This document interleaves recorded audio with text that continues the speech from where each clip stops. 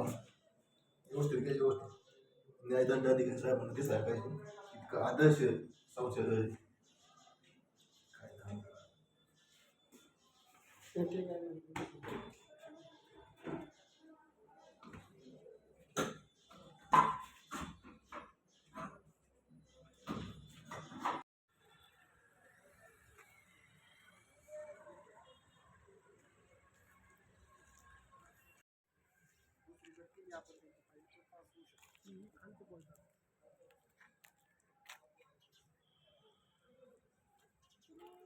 त्यांना सर्वांनी मिळून एक निवेदन दिलेलं आहे की या ठिकाणी सर्वात महत्त्वाचं केंद्र सरकारने स्वच्छ भारत हे अभियान अख्ख्या भारत देशामध्ये नरेंद्र मोदींनी राबवलं.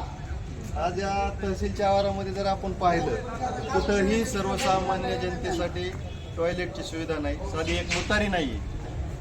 आणि देश आपला हा काय म्हणतात त्याला भारत स्वच्छ अभियान किंवा स्वच्छ भारत स्मार्ट सिटी बनवण्याचं स्वप्न नरेंद्र मोदी बघत होते, परंतु त्यांचं स्वप्न या आष्टी तहसील कार्यालयात धुळीस मिळायला आपल्याला दिसून येते. या ठिकाणी पाण्याची सुविधा पिण्यासाठी या ठिकाणी सुविधा नाही. आज जर तुम्ही ऑफिसचा परिसर जर पाहिला तर लोकांनी थुंकून गोवा गुटखा मावा जे काही खाऊन थुंकून त्या भिंती रंगवलेल्या आहेत त्या जर आपण जर पाहिल्या तिथं जाऊन तर ते आपल्या डोळ्यांनी ते पाहू शकत नाहीत अशा झालेले आहेत. या सर्वांसाठी या सर्व गोष्टींसाठी या ठिकाणी निवेदन देण्यात आलेले आहे. दुसरी गोष्ट या ठिकाणी खसरापत्रक असेल, फेरफार असेल, ज्या ठिकाणी आपण अर्ज करतो, अर्ज दिल्याच्या नंतर आपण त्याची काही जे नॉर्मल फीस असते ती या ठिकाणी घेतली जाते, परंतु त्या फीसची पावती या ठिकाणी नागरिकांना दिली जात नाही. ती पावती नागरिकांना या तहसील प्रशासनाने द्यावं ही एक आम्ही त्यांच्याकडे मागणी केलेली. जरी 8 दिवसामध्ये जर या सर्व मागण्या आमच्या पूर्ण नाही झाल्या तर आम्ही लोकशाही मार्गानं संविधानिक आंदोलन या ठिकाणी करणार आहोत. याची दखल या तहसील प्रशासनाने घ्यावी एवढीच यांना विनंती. आज आष्टी तालुक्याच्या तहसीलवर आम्ही एक आगळेवेगळे निवेदन दिलेलं आहे. ज्या न्यायदंडाधिकाऱ्याच्या खुर्चीवर मॅडम बसतात तुम्ही, त्या न्यायदंडाधिकाऱ्याच्या खुर्चीवर तुमच्या पाठमोळी भिंतीला आम्ही माहिती रोग रघवीसाठी आणि संडासाठी जागा शोधत आहोत. याच्यासाठी निर्राज्य व्यवस्था तुमची कोणती आहे? इथं संडासला जागा नाही, इथं रघवीला जागा नाही, इथं महिलांसाठी कोणतीही सुविधा नाही आहे. ज्या छत्रपती शिवाजी महाराजांच्या राज्यात आम्ही जातो, ज्या छत्रपती शिवाजी महाराजांच्या राज्यात ज्यावेळेस महिला सुरक्षित नसेल त्यात रघवी काय जागा नसेल आणि तुम्ही म्हणतात संडास नाही, मोतारी नाही, आमकं नाही, तमकं नाही, ही बंद ती बंद. आहे दिव्या खाली अंदाज झाला बाबांनो, हा अंदाज बंद करा. 7 दिवसाचं तुम्हाला मुदत दिलं आहे. 7 दिवसात तुमचं ही बुजुर्ग काय नाही अधिकारी 1,00,000 रुपये आमच्याकडून घ्यायचे, आम्हाला कोणतीही पावती नाही, काय नाही. ही चाललंय काय? ही UP आहे का बिहार आहे? आज आम्ही तुम्हाला निवेदन देऊन जागा केलंय. 14 तारखेपर्यंत तुम्ही याची दक्षता नाही घेतली तर या तहसीलच्या दारात आम्ही एक दिवा पेटवणार आहोत.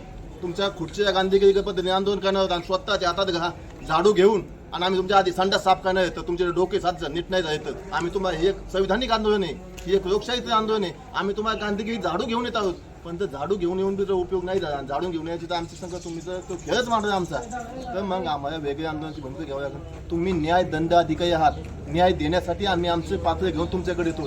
तुमच्यापाशी आम्हाला न्याय भेटत नसेल, साधी आम्हाला रघवीला जागा नसेल, साधी आमची माता भगिनी उघड्यावर रघवी करीत असेल, उघड्यावर संडास करीत असेल तर त्या तुम्ही त्या खुर्चीवर बसून त्या खुर्चीचा अपमान करत असला समाजसेवक म्हणून माझा तुमच्या गणगण घ्यावं आणि तो तुम्ही बंद करावा 7 दिवसात, अन्यथा मग संविधानिक आंदोलनात आम्ही येत आहोत. महादेव दिलीप शिकरे, आष्टी नगर पंचायत नगरसेवक.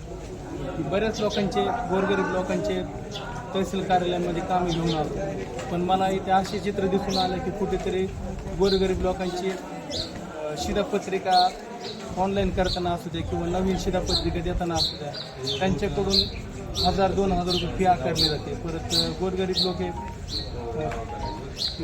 समजा जे श्रावण बाळ, संजय गांधी यांच्या फायली देत असताना पण त्यांच्याकडून पैसे आकारले जातात विनाकारण.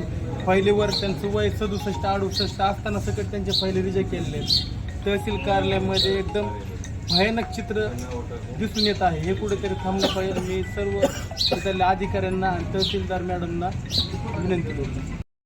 आष्टी तहसील कार्यालयामध्ये निवेदन देण्याचं मुख्य कारण असं आहे की आष्टी तहसील कार्यालयामध्ये सामान्य नागरिकांना ज्या हक्काच्या सुविधा मिळणं आवश्यक आहे त्या सुविधा इथे मिळताना दिसत नाही. येथे कुठेही सामान्य माणसांना, नागरिकांना, विद्यार्थ्यांना पिण्याचे पाणी उपलब्ध नाही.